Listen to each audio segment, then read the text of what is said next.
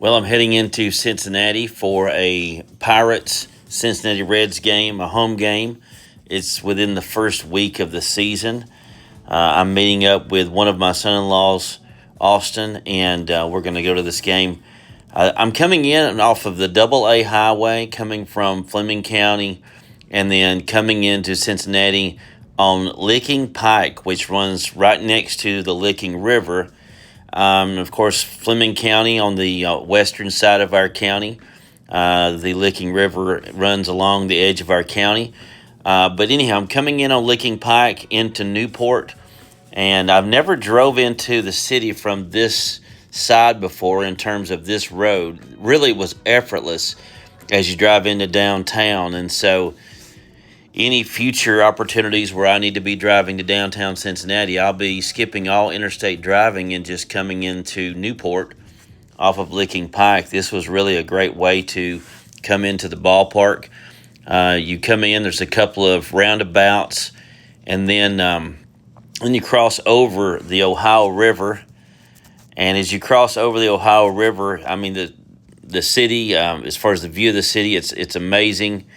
I'm sort of a sucker for that. Back when we lived in Nashville years ago, I used to love the skyline in Nashville, and of course that skyline's changed. The skyline in Cincinnati is pretty, especially at night. But here it is. I'm going through these roundabouts and about to cross over the Ohio River on this bridge. Looking forward to this game. We're going to have great weather for tonight. We've got amazing tickets. You'll see that in just a moment. But I guess this is the first time I've driven across this bridge, perhaps. And again, Newport is where I'm coming from, heading across the Ohio River. This bridge, if you're new to Cincinnati, I'm sure if you're a Fleming County person, you know this route. But if you're coming in from Kentucky, from the Alexandria Cold Springs area, coming in over this bridge, it puts you right at the baseball stadium. I got parked and I met up with Austin, and then we parked his vehicle in the garage, and so we're coming into the sort of the outfield entrance here. And where we're walking is on like the concourse for the like the U.S. Bank Arena. I think it's still called that. That's where the hockey team plays. That butts up right next to the Red Stadium, Great American Ballpark. So there's a little view of downtown. Walking in behind these folks, great to see these boys with their ball gloves. We went around to the front. That clock right there, Joey Votto donated that this year to the team. We had a little time to kill, so we went to the gift shop, took some photos out front where people gather. Great gift shop there. Just about everything Cincinnati Reds that you can imagine is in this gift shop. But time passed. Certainly, we went in through our gate. Austin had to be checked. We had a cooler that we took in with some bottled water, so they had to kind of check him and search him as we're coming down to our seats. The view of the stadium's amazing. We're there about maybe 50 minutes ahead of game time.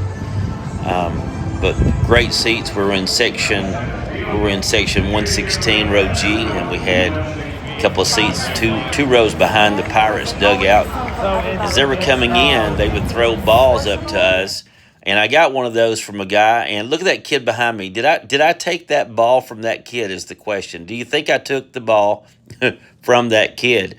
Anyhow, as we look further, it was other pictures, mascots, and our oldest daughter, Paige, was at the game. She was up in one of the suites from Beacon Orthopedics, so we got to talk to her for a few minutes.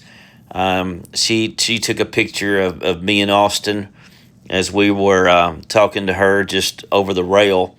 There's the pic of us there.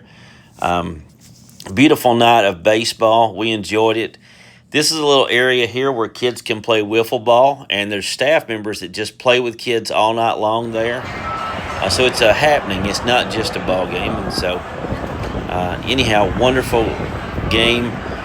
We ended up losing 8-3, but there were sparks where we had moments where we could have done something. We left too many men on base. A couple different innings. We just about left it loaded. Definitely had to go by Skyline, but it's expensive if you eat at the game. $14.98 for 2 conies. That's crazy. It's probably $8 in the restaurant. But we did have a couple of home runs that we witnessed, back-to-back home runs after the 7th inning stretch. In fact, we were thinking about leaving early, and we decided to stay. Glad that we did. We got to witness a few runs scored on behalf of the Reds. There was one of those. Of course, they do fireworks when they hit a home run. If you're a Tennessee person or even a Southern Kentucky person, if you've not been to a Reds game, it's a great opportunity. I always say Cincinnati's a good weekend trip for someone. Catch a Reds game, go to the museum, go to Kings Island, things like that. Their coach got thrown out. That was enjoyable for us. He gets thrown out, and we were sitting around Pirates fans because we were near their dugout, so they were not too happy about that. But we enjoyed it, seeing him get thrown out. I'm not sure what he was upset about, because at that time I think the score was like 6-2 or 6-3. I'm not sure, and maybe he was just doing that to motivate his players to end well. But anyhow, the score ended up being a total of 8-3 by the end of the night. As we were leaving out, we took a few photos from left field, and as we're exiting toward the parking garage, things like that. But anyhow, episode number 99, just Reds-Pirates game within the first week of Major League Baseball this time. Wonderful downtown atmosphere. Thanks for tuning in. Be sure and share this with a friend, and thanks for tuning in. Take care.